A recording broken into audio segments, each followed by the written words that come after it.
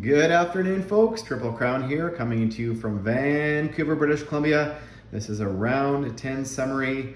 Well, some big items happened this round, and we will get into that right away. Was the liberation of Paris. So the British came in and attacked, and I believe it went 3 rounds, and they actually retreated after the 3rd round. They saved about 5 armor and their aircraft, and they left 9 German armor remaining. And so the Americans came in and they captured Paris, and this is currently what's in Paris: 68 units by the Americans, and there's also in that 68 there is the 4 free infantry that get placed in Paris when Paris is liberated. Also, the minor factory is not destroyed. And when Paris is liberated, all of the Vichy territories become under the new French regime, under the new France government. So you can see here all these French Foreign Legion that are occupying the Northern Africa regions have all converted their allegiance back to this new French government.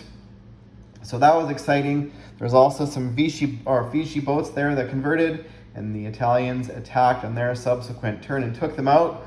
So that was kind of fun when all this stuff happens, along with all the other French territories on the board, including Syria. There was a lone French, Vichy France, Syrian guy there that converted, so the Italians decided to take him out. However, the Japanese have not had a chance to take out the lone French infantry that is now occupying Saigon. So that is always fun when that happens, when France is converted for the first time. But it's not all glory for the Allies, and that is because the Germans have positioned themselves. They have a whole bunch of fast movers sitting in turn, a whole bunch of fast movers sitting in Western Germany, and their entire, so they have 21 aircraft within range, and ground forces, which is all the fast movers from this pile over here. That's all Western Germany. All of their Tiger tanks, Panzer Vs, Panzer IVs, Panzer IIIs, Stug 3s, Panzer Grenadiers, and sitting down in this stack in turn is a bunch of other fast movers. So there is close to 80 units that can attack and counterattack next turn. So now the Allies are in a situation where they are going to be playing ping pong with Paris, which is not what they wanted to do. They wanted to take it, but they felt they had it to act this turn.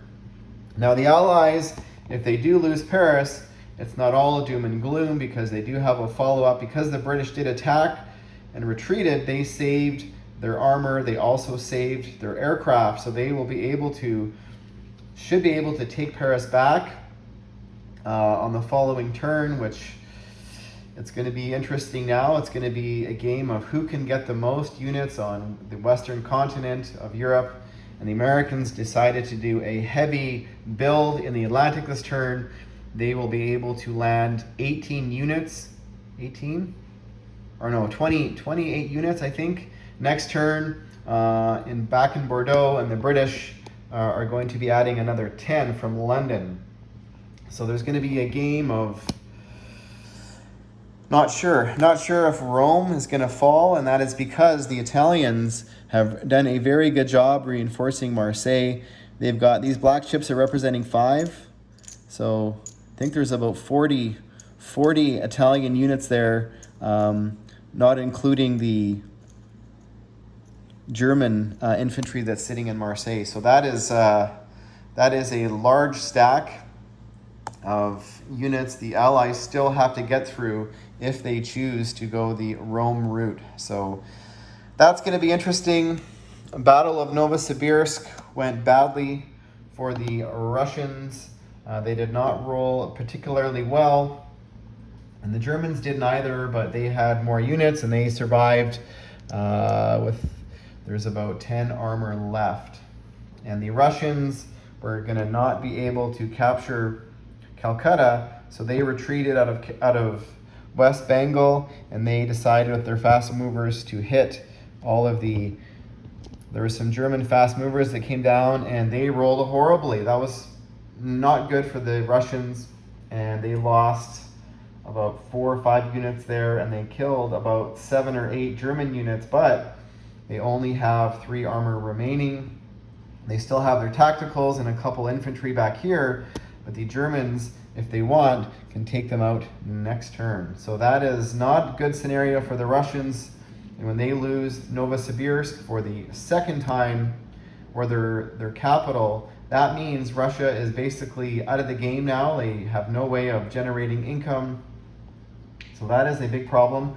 Also, the major factory in Novosibirsk downgraded to a minor. So now for the first time, the Germans are able to produce units on Russian soil. So that is basically a sealed deal. The KMT backed up in Szechuan, and the Japanese horde is now safe in Calcutta. The Australians came and took Sumatra, which is all fine. They moved their navy over there, which is in a safe place. But the Japanese will be able to take these ground forces out next turn with their aircraft sitting in Siam, and also grabbing some guys with these naval transports. However, if they do that, they might be sacrificing their naval transports to the Anzac fleet. So what are the Japanese going to do? What would you do in this scenario?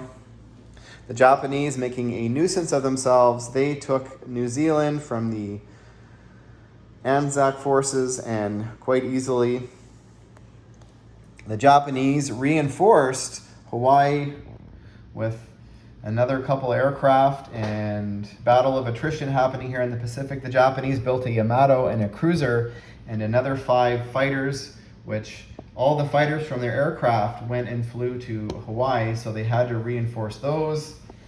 And the Americans did build a aircraft carrier and I think a cruiser in the Pacific. So it's going to be a while before the Americans can really sort of take back Hawaii or get into a position where they can threaten the Japanese Navy. So they have 5 rounds left to do it. And we'll see what happens going into round 11. Over here in Cairo, the South Africans actually sank a lone Italian transport sitting in the coastal waters here, and it had 2 infantry on it. But however, the lone transport fired back, and it fires at a 1, and it killed the fighter. Unfortunate for the Italians, but that's kind of a fair trade-off. And the South Africans responded by building another aircraft.